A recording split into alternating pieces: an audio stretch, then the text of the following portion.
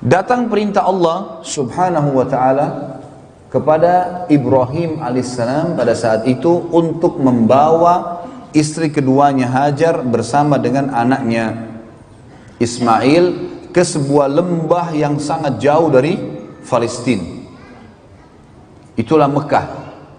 Waktu itu tidak ada manusia, teman-teman. Tidak ada manusia, nggak ada pohon, lembah. Jadi kalau kita lihat gambar aslinya, itu ada beberapa gambar diilustrasikan, digambarkan oleh para sejarawan yang ada di Mekah. Sekarang ada di beberapa museum diletakkan. Itu Ka'bah dulu berada pas di lereng gunung, di sebuah lembah. Jadi itu kalau hujan pasti banjir, karena di sekitarnya itu ada dua gunung besar, As-Suwaida dengan Abi Kubais, gunung yang sangat besar. Ini lembah tengah-tengah, dan dulu tidak ada Ka'bah, nggak ada pohon, nggak ada kehidupan. Nanti kita akan bacakan ayatnya. Pada saat itu perintah Allah SWT mutlak kepada Ibrahim AS, bawa istrimu Hajar dengan Ismail ini ke wilayah tersebut. Dipandulah Ibrahim AS. Ibrahim AS berkata pada istrinya, siap-siaplah ikut dengan saya. Ikutlah Hajar, patuhan pada suaminya. Dan kita lihat nanti di sini bagi teman-teman yang berumah tangga, ambil ibrah dari para nabi-nabi ini. Luar biasa mereka dalam berumah tangga. Bagaimana suami patuhnya sama Allah, bagaimana istri patuh dengan suaminya pada hal yang membantu untuk mendukung perintah Allah itu, bukan pada kemaksiatan. Dan apa nanti yang didapatkan oleh Hajar karena dia patuh sama suaminya. Lihat bagaimana banyaknya pahala yang dia akan panen. Pergilah Hajar tanpa bertanya, subhanallah. Ini disebutkan dalam para ulama mengatakan adab istri begini. Suaminya bilang ikutlah, nggak pakai nanya, ikut duluan. Karena suaminya nggak jelasin, dan dia sudah memang di sini patokannya adalah suaminya soleh. Karena Ibrahim AS Nabi. Artinya kalau seorang akhwat kita punya suami soleh dan mengatakan ikutlah dengan saya, udah ikut aja. Nanti kalau dijelasin kita akan ke rumah ibu saya, kita akan ke sini, ya sudah. Perintah Allah. Hajar alaihissalam pergi. Dikatakan dalam sebuah athar, sepanjang jalan Hajar nggak pernah nanya mau kemana hai suamiku, nggak pernah nanya. Ibrahim alaihissalam istirahat, disiapin makannya, dilayani. Jauh Palestina ke Mekah, teman-teman, dengan kuda tercepat sebulan perjalanan. Kuda tercepat. Ibrahim alaihissalam dari Palestina ke Mekah waktu itu pakai unta. Lebih lama lagi. Tiba di Mekah, di lembah itu tidak ada lihat apa-apa, karena pondasi Ka'bah pun tertutup dengan padang pasir, lembah kosong, tidak ada tanaman sedikit pun. Maka yang terjadi apa, teman-teman sekalian? Ibrahim alaihissalam mengatakan kepada Hajar, turunlah di sini, ya. Dan di sini aku akan meninggalkanmu. Ibrahim alaihissalam setelah mengucapkan kalimat itu, teman-teman sekalian, membalikkan untahnya mengarah ke Palestina. Cuma itu kalimatnya. Saya akan meninggalkan kau di sini, tinggallah, saya akan pulang. Nggak bicara yang lain, langsung arahkan untanya. Hajar di sini sebagai manusia muncul sebuah pertanyaan. Ini lembah, tidak ada satu pohon kering, nggak ada, apalagi pohon basah. Nggak ada hewan, nggak ada manusia, padang pasir, gunung-gunung batu, nggak ada apa-apa sama sekali. Sampai sekarang teman-teman kalau ke Mekah, kalau kita bayangkan tidak ada bangunannya, itu batu semua, gunung batu sama padang pasir. Itu dulu belum ada bangunan sama sekali. Maka Hajar mengikuti unta dari belakang, mengatakan, wahai Ibrahim, apa kau tinggalkan kami di lembah yang tidak ada makan, tidak ada manusia, tidak ada hewan, nggak ada pohon? Ibrahim alaihissalam sambil nangis jalan, nggak jawab. Hajar ikuti dari belakang, wahai Ibrahim, apa kau tinggalkan kami di lembah? Dengan ini bayangkan ya, saya tidak tahu bagaimana kalau ada akhwat kita, suaminya suruh turun dari mobil, diapain tuh mobil? Kan sudah dilemparin batu kali. Ini sudah diletakkan, tak ada sebab, nggak ada penjelasan, masih ikut. Wahai Ibrahim, kenapa kau letakkan dengan santun? Kenapa kau letakkan kami di lembah? Nggak ada manusia, nggak ada hewan, nggak ada pohon. Ibrahim AS sambil nangis jalan di atas unta. Yang ketiga kali ditanya, wahai Ibrahim, kenapa kau letakkan kami di lembah? Tidak ada manusia, tidak ada hewan, tidak ada tumbuhan. Ibrahim nggak jawab. Jalan. Ibrahim ini sebenarnya alaihissalam bisa jawab, tapi berat buat dia, karena istrinya disuruh oleh Allah tinggalkan di situ. Dan keterangan pun pada saat itu sebagian ahli sejarah mengatakan belum dijelaskan kepada Ibrahim alaihissalam kenapa istri dan anaknya disuruh taruh, tapi Ibrahim patuh. Nanti kita ambil pelajaran bagaimana waktu Ibrahim alaihissalam disuruh menyembelih Ismail. Keterangan cuma mimpinya, sembelih anakmu. Nggak ada keterangan yang lain ini. Nggak ada keterangan nanti kalau kau patuhi nanti akan saya ganti dengan kambing. Nggak ada. Pokoknya perintah kerjakan. Yang jelas Ibrahim alaihissalam nangis karena Ibrahim cuma tahu perintah Allah, antar istri anakmu di lembah itu, turunkan, tinggalkan. Belum ada informasi apa-apa ini. Ibrahim alaihissalam lakukan. Makanya waktu Hajar tanya, apa yang mau dijelaskan? Perintah Tuhanku hanya suruh taruh kamu, selesai. Tapi Ibrahim berat katakan. Lalu kata Hajar alaihissalam, ini bukti keimanan yang luar biasa. Kata ulama, ini bermula daripada awal panen pahalanya Hajar yang sampai hari kiamat akan ada. Dia mengatakan apa? Allahu amaraka bihada. Sebentar Ibrahim, apakah Allah yang perintahkan kamu mengerjakan ini? Ibrahim tidak nyaut apa-apa, cuma nganggungin kepalanya. Gak bisa jawab. Hajar dikatakan dalam riwayat dengan suara yang merdu, dengan suara yang santun mengatakan, idzan la yudayyi'ana. Kalau begitu Allah tidak akan membiarkan kami. Artinya pulanglah Ibrahim, pergi kemana saja. Saya akan tinggal sama anak saya di sini. Di lembah teman-teman, tidak ada kehidupan, nggak ada manusia. Tapi ini keimanan yang luar biasa. Suami istri yang punya iman yang luar biasa.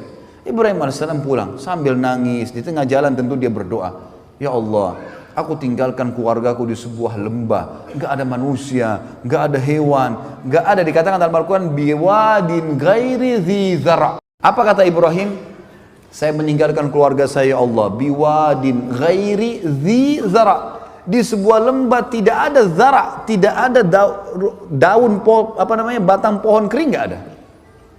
Tapi kata Ibrahim, inda baitikal muharram.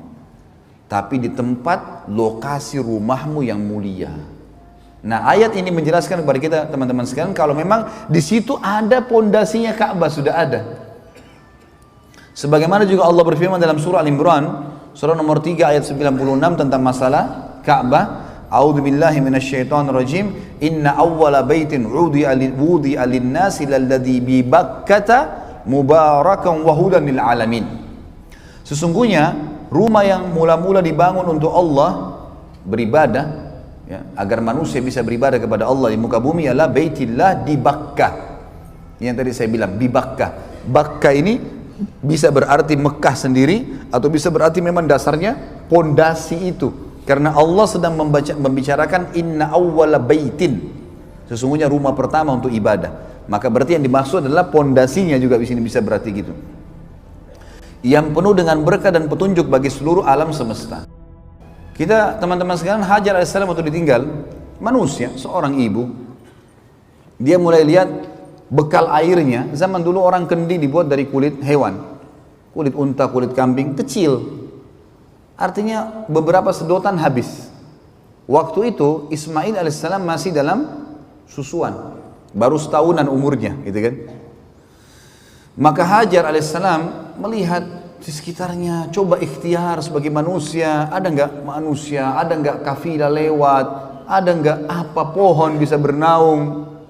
Yang beliau lihat di situ gunung yang dia bisa jangkau. Tentu Mekah ada dua gunung besar, As-Suwaida dengan Abi Qubais. Ini sulit, terlalu besar untuk dinaikin. Tapi ada gunung di situ, Safa dan Marwah. Gunung Safa dan Marwah. Ini bukit, gunung bisa terjangkau, bisa manusia bisa naik. Maka Hajar supaya bisa lihat dari jarak jauh, dia naik ke Safa. Naik ke Safa, dia lihat ke arah Marwah. Marwah cukup jauh, yang kita tahu kan, itu kurang lebih 1 kilo jaraknya. Maka dia lihat ke sana. Nah teman-teman sekalian, di padang pasir, emang ini sudah menjadi sesuatu yang ilmiah pun sudah diteliti. Jadi ada fata morgana. Antum kalau melihat di padang pasir, teman-teman kalau pernah di Dubai, pernah di Saudi, di musim panas, kita kalau lagi jalan di jalan rayanya, itu dari kejauhan kita seperti lihat ada genangan air. Padahal nggak ada air. Itu fata morgana saja. Jadi itu rupanya pantulan dari wilayah lain yang ada air dengan cahaya matahari, dengan hikmah Allah SWT tentunya. Maka Hajar alaihissalam lihat ke arah gunung Marwah. Beliau lihat di sana ada genangan air, pantulan dari tempat lain gitu. Maka Hajar alaihissalam melihat di sekitarnya semua padang pasir, di sana genangan air di Marwah. Dia turun dari gunung Safa menuju ke Marwah. Di tengah-tengah lembah, beliau berlari kecil untuk membantu dirinya supaya bisa naik ke Marwah. Naiklah ke atas. Naik ke Marwah nggak ada air.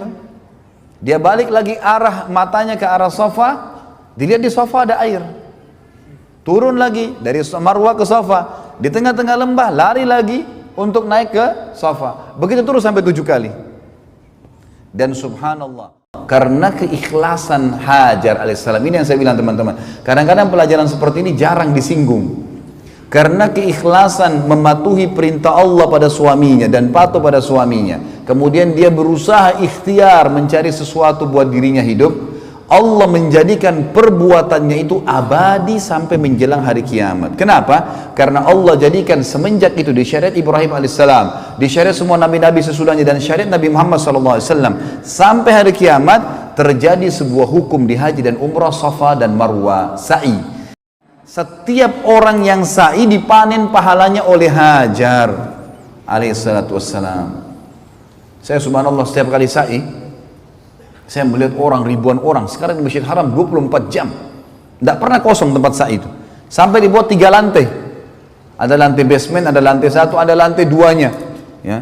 Itu sampai penuh semuanya orang sa'i. Saya berpikir, berapa banyak pahalanya Hajar alaihissalam. Karena dia pemicunya kan. Gara-gara itu keluar sebuah hukum. Allah hormati, dikekalkan. Sebenarnya nanti kita lihat juga, waktu Ibrahim alaihissalam bangun Ka'bah, bekas pijakan kakinya disuruh orang sholat di belakangnya. Kan gitu. Ini karena menghormati bagaimana perjuangan-perjuangan mereka dalam agama. Bagaimana Allah menilai itu. Tinggal butuh patuh saja. Semua bekas kepatuhan dengan keikhlasan akan berbekas menjadi amal jariah yang besar. Itu poin yang harus disadari teman-teman sekalian. Dan sekarang menjadi sebuah hukum. Dari Safa ke Marwah, itu selalu hitungannya ganjil tentunya. 1, 3, 5, dan 7. Dari Marwah ke Safa yang genap. Putaran kedua, putaran keempat, dan putaran keenam. Kadang-kadang kalau saya pandu jemaah haji atau jemaah umroh saya bahasakan begitu. Supaya nggak lupa, pokoknya dari Safa ke Marwah selalu putaran kita yang ganjil tuh. Yang 1, 3, 4, 1, 3, 5, 7. Dan Marwah ke Safa itu yang genap, 2, 4, dan 6 gitu. Dan di tengah-tengah lembah, sekarang oleh Saudi tentunya sudah ditutup pakai marmer ya. Dulu itu agak cekung, tapi sekarang sudah tutup marmer, jadi sudah mulai agak rata, dan di situ ditaruh lampu warna hijau. Gitu. Ditaruh lampu untuk menjelaskan kalau dulu Hajar di sini berlari kecil, dan kita sunnahnya berlari kecil. Kalau laki-laki disuruh berlari, kalau perempuan ya mempercepat langkahnya atau berlari kecil yang kita bahasakan tadi. Setelah 7 kali teman-teman bolak-balik ternyata ini adalah fata morgana, nggak ada air, maka Hajar pun ambil ikhtiar untuk kembali ke arah anaknya. Waktu itu Ismail AS ditaruh di tanah, jadi tinggalkan di sebuah tempat yang disusun batu-batu dari padang pasir di sekitarnya untuk menaungin minimal dari panas. Yang terjadi waktu dia kembali alaihissalatu wassalam, dia melihat di sebelah kakinya Ismail alaihissalam ada mata air. Ada 3 riwayat yang menjelaskan masalah itu, yang 2-nya masih didoifkan para ulama, yang 1 disahihkan. Yang pertama dikatakan air itu keluar dari sentakan kakinya Ismail pada saat menangis, dan ini dilemahkan. Ada riwayat kedua mengatakan keluar dari telapak kakinya untahnya Ibrahim alaihissalam, ini juga dilemahkan. Yang ketiga adalah ini yang disahihkan, Jibril alaihissalam datang dan mengepakkan dengan sayapnya, lalu keluarlah mata air tersebut. Begitu lihat mata air, kira-kira apa yang terjadi? Hajar alaihissalam buru-buru mendatangi air tersebut, karena dia tahu dia cuma 2 sama anaknya. Lalu dia membuat bendungan dari tanah padang pasir sama tangannya alaihissalatu wassalam, dibuat bendungan sambil dia mengucapkan bahasanya orang Babilonia, bahasanya orang Mesir, bahasa asli Kipti. Dia mengatakan zam zam. Apa artinya itu? Berkumpullah, berkumpullah. Gitu kan? Kata ulama, karena ucapan kalimatnya saja ini Hajar alaihissalam, ini pelajaran kedua amal jariah yang besar. Semenjak kalimat zam-zam keluar dari mulut setiap orang, Hajar panen pahalanya. Lihat ibrah yang luar biasa itu. Bagaimana orang panen pahala hanya karena ketulusan kepada Allah. Sedikit bergerak, pahalanya berlipat-lipat. Gitu kan? Tentang sholat duha misal, saya kasih contoh keluar dari sini. Kata Nabi SAW, di dalam tubuh manusia ada 360 sendi. Kalau dia harus bersedekah untuk 360 sendinya sebagai tanda syukur kepada Allah agar sendi-sendinya bisa bagus, bertahan. Dan 2 rakaat sholat duha menutupi Sedekah 360 sendi. Mana bisa berimbang 2 rakaat sholat duha 5 menit ya, menutupi sendi kita yang 360 sendi semuanya aman. Seharian itu dijamin sampai besok lagi. Nggak berimbang. Ditutup. Apa kata Nabi SAW dalam hadis Bukhari? Semoga Allah merahmati ibunya Ismail. Kalau dia tidak menahannya, tidak membuat bendungan tadi, maka Zamzam akan menjadi lautan yang luas. Subhanallah teman-teman, kalau antum tahu air Zamzam itu luar biasa. Sumur dibuat oleh kerajaan Saudi, maksudnya di sumur itu ya dirapiin lah ya sekitarnya. Itu ada ditaruh tanda, gitu. Air Zamzam ini tiap hari berapa juta kubik tuh diambil. Berapa banyak orang yang minum? Bukan cuma orang Mekah, ini kalau sumur biasa sudah kering, gitu kan? Itu dikuras teman-teman, diambil, airnya akan turun hanya sampai ke garis itu. Nggak pernah sampai habis ke mata airnya, nggak. Ini dikuras dengan alat sedot yang kuat ya, itu cuma kurang sampai di situ. Dan kalau dia setelah itu hanya hitungan, kalau nggak salah saya baca itu 11 menit. Diadakan penelitian, 11 menit kemudian teman-teman sekalian, dia akan kembali ke titik yang sudah ada di bibir sumur itu. Tidak pernah lebih, tidak meluap. Selalu ada di situ dengan hikmah Allah. Zamzam luar biasa. Dan semenjak orang minum Zamzam, ya, maka Hajar pun panen pahalanya. Jadi penyebutan namanya sendiri, air Zamzam itu sudah cukup. Dia menyebutkan. Kemudian Ismail AS diberikanlah minum oleh Hajar AS. Pada waktu itu juga, ini di pagi hari, terjadilah sebuah kejadian kecil. Kejadian kecil ini teman-teman sekalian adalah pecahnya bendungan Ma'rib. Di Yaman, di negeri Yaman, dulu itu ada kehidupan yang subur sekali. Mereka punya bendungan namanya Saddul Ma'rib. Terkenal sekali Saddul Ma'rib. Maka mereka dulu saking suburnya ada bendungan yang Allah kasih mereka ilmu untuk itu. Di sisi kanan dan kirinya itu penuh dengan segala jenis tumbuh-tumbuhan, sayur-sayuran dan segala jenis buah-buahan. Sampai mereka tuh termasuk negara yang orang kalau mau coba segala macam buah-buahan atau sayur pasti ke Yaman zaman itu. Di zaman Ibrahim alaihissalam. Berjalan waktu mereka kufur kepada Allah, tidak bersyukur, maka Allah hancurkan bendungan mereka. Saddul Ma'ribnya hancur. Pada saat Saddul Ma'rib hancur teman-teman sekalian, yang terjadi adalah semua kebun-kebun mereka yang buah-buahan dan sayuran berubah, diubah oleh Allah menjadi pohon-pohon sidir, pohon-pohon sidir ya, apa bidara yang tidak ada buahnya dan durinya banyak, serta pohon-pohon cemara. Jadi nggak berfungsi lagi. Akhirnya apa yang terjadi? Mereka keluar, suku-suku Arab pertama kali keluar waktu itu dari negeri Yaman. Belum pernah keluar. Tidak ada suku Arab di dunia dulu kecuali di sini. Awal mulanya suku Arab keluar dari Yaman karena hancurnya Saddul Ma'rib. Keluarlah suku pertama waktu itu namanya suku Jurhum. Suku Jurhum, ya. Suku Jurhum ini teman-teman sekalian adalah suku yang besar, jumlahnya banyak orangnya. Keluar dari Yaman. Mereka tujuannya kalau saya ibaratkan mungkin kotak ini ya, kotak mihrab kita ini adalah Jazirah Arab. Petah Jazirah Arab. Maka Yaman itu berada di selatan, di bagian bawah. Dan negeri Syam, Palestina, Yordania, Lebanon dan Syria di utaranya, di atas. Jadi orang-orang Yaman, suku Jurhum ini mau pergi ke negeri Syam. Karena negeri Syam ini teman-teman sekalian negeri yang subur. Pernah saya jelaskan kan?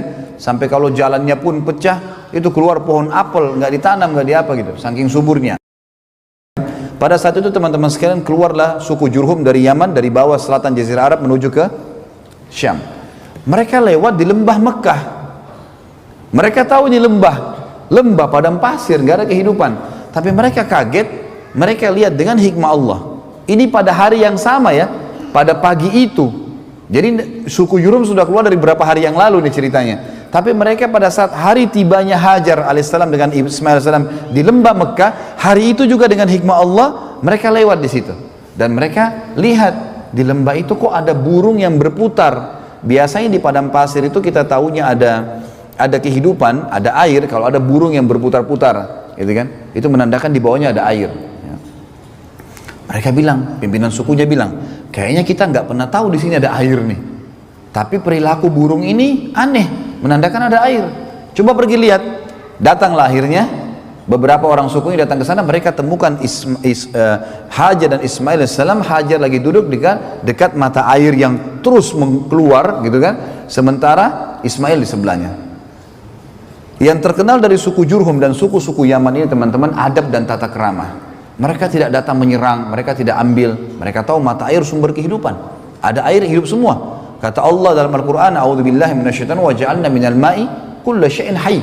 Kami jadikan dari air semuanya hidup, gitu ya. Kalau ada air semua hidup. Kita bisa hidup tanpa makan, tapi kita nggak bisa hidup tanpa air. Nggak mungkin. Air ini harus ada. Lalu mereka pun berkata kepada Hajar, datang pimpinannya, wahai ibu, bisa nggak kami ini suku keluar dari Yaman, kehabisan air, nggak ada. Bendungan kami hancur segala. Kami mau ke negeri Syam, tapi kami temukan di sini ada mata air. Bisa nggak anda izinkan kami hidup bersama anda di sini, dan kami bersedia membayar upeti. Artinya hasil peternakan kami akan berikan kepada anda, susunya, dagingnya, hasil apa saja perkebunan kami nanti kami akan kasih. Yang penting anda izinkan hidup dekat mata air ini. Hikmah ilahi. Maka tiba-tiba Hajar alaihissalam pada saat itu mengatakan, baiklah silahkan tinggal dengan saya, gitu kan. Maka tiba-tiba pada hari itu, sebelum terbenam matahari, kata ahli sejarah, terbentuk komunitas masyarakat Mekah. Padahal tadi lembah, nggak ada orang. Pada hari itu mulailah mereka bangun rumah, mulailah mereka bercocok tanam, mulailah peternakannya dikembangbiakkan, jadilah sebuah kota, mulai dibangun, gitu kan. Maka terbentuklah awal mula pada saat itu kota Mekah. Dan ini kata para ulama, hikmah ilahi, Allah subhanahu wa ta'ala memang menginginkan itu terjadi. Dan juga tentu saja, ya, ini juga Allah subhanahu wa ta'ala ingin menyelamatkan Hajar alaihissalam yang memang sudah diatur oleh Allah untuk itu. Dan nanti akan ada kisah Ismail dari masa kecilnya sampai menikah dengan suku Jurhum dan seterusnya ke depan.